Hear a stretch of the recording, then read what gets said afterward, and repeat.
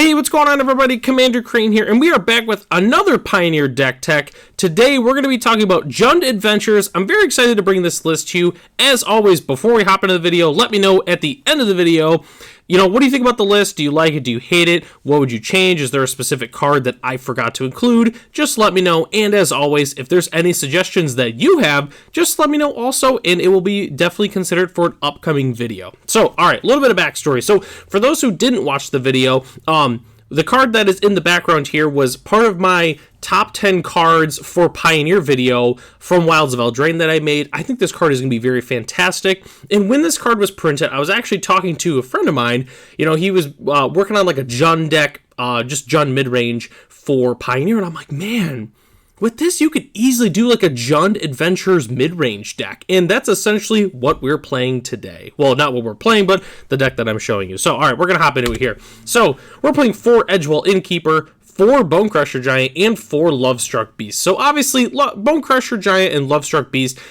they're very familiar to the format. These are played in some of the best decks in the entire format. Edgewell Innkeeper, however, very unique card, but is very powerful. It's a 1/1 for 1. Whenever you cast a creature spell that has an adventure, draw a card, which is just fantastic. So obviously, when we play our Bonecrusher Giants and our Lovestruck Beasts and our other adventure creatures, we get to draw a card, which is fantastic. So Edgewell Innkeeper is a very, it doesn't look that powerful, but it is very, very strong, let me assure you. So, our next slide here, we got a couple more adventure cards. We have 4 Mosswood Dread Knight. Obviously, the signature card, the card that's in the thumbnail, fantastic. 1 in a black sorcery adventure. You draw a card and you lose 1 life. Then the other side's a 3/2 trample. When it dies, you may cast it from your graveyard as an adventure until the end of your next turn. So, obviously, it dies. Cast it as the adventure, get it back into exile, cast it again. It just does not go away. Mosswood Dread Knight is a fantastic card. I absolutely love this card. I'm definitely going to be playing it in the near future, whether or not it's in a deck like this, or even just a Golgari deck, just as a good creature overall. As our last adventure card, we're also playing 3 Murderous Rider. Obviously, the Swift End rate is very, very good. And then the other side, we get a nice, decent body with that. It's just good overall. And then finishing out all of our adventure synergies, we're playing 4 Lucky Clover. 2-mana artifact. Whenever you cast an adventure, instant, or sorcery spell, copy it. You may choose new targets for the copies. So, obviously, when we cast our Swift Ends, or our Dread Whispers, or our Stomps, or our Heart's Desires, we get an additional one of that. So, Lucky Clover, very, very good card indeed for the deck. So, our last slide here, at least for our creatures, obviously, it's a Jund mid-range deck. We're playing 3 Glissa Sunslayers and 3 Sheoldred the Apocalypse. Obviously, they don't really have any synergy with the deck, but they're just that good. Why wouldn't we play them? Although, technically, there is some synergy, like Sheoldred, obviously, when we're drawing a card with our Mosswood Dread Knight, we're technically gaining a life, we're not losing. So, there's some technical synergy with that, but these cards are just fantastic, so obviously we're going to play them in the deck. Our last slide here, just a little bit of, we got the removal in Fatal Push, and we have the interaction with Thoughtseize. Again, we're a mid-range deck, why wouldn't we play them? So, alright, that's all of our non-land cards. So, switching things up a little bit here, instead of including the lands that I'm playing, I'm just going to give a brief explanation on what lands I would personally play, just because, a lot of people like to play different numbers and things like that. So, these are kind of the basics. So, I would include Shocklands. So, obviously, some combination of Blood Crypts, Overgrown Tombs, and maybe 1 Stomping Ground. I probably wouldn't go to 4 of each. I would just play probably a couple of each of them. Triomes and Fastlands. The Zaiatora's Proving Ground.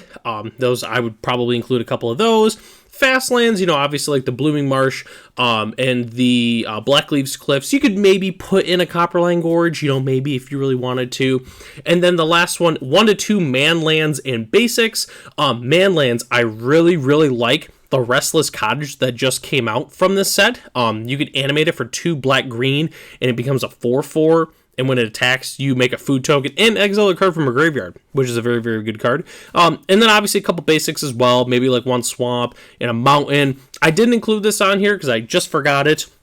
I would definitely include like a Boseiju, for instance. That would be fantastic to put on there.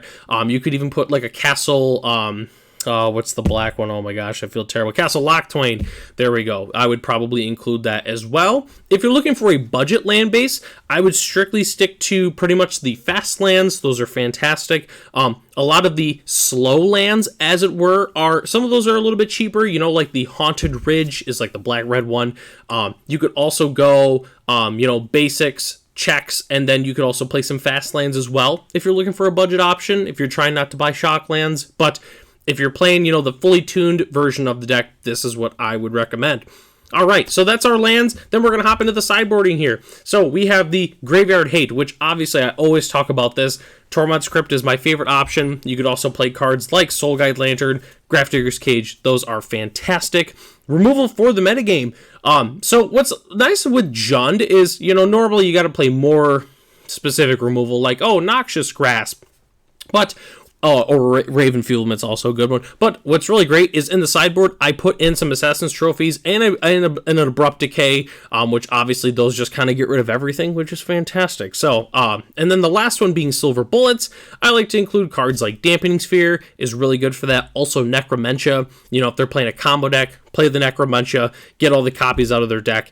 And then it's obviously great because they can't combo or whatever. They don't have their combo piece. The card that we're worried about, we just get rid of it and they can't beat us with it. So simply put, that's just how I put the Silver Bullets in general. So, all right, that is the entire deck. With this one, we flew by mostly because there's just a whole bunch of 4-ofs in the deck and they're staple cards. So I didn't really need to get into detail with, what they are. So I'd like to thank everybody for watching. Let me know in the comment section below. Is there a card that I forgot? Is there an adventure card that I definitely should have put in the deck? What would you change? Just let me know in the comment section below. I'd like to thank everybody for watching. The deck list is in the description below if you'd like to check it out for yourself. That's personally what I would be playing, including the lands and the sideboarding and everything.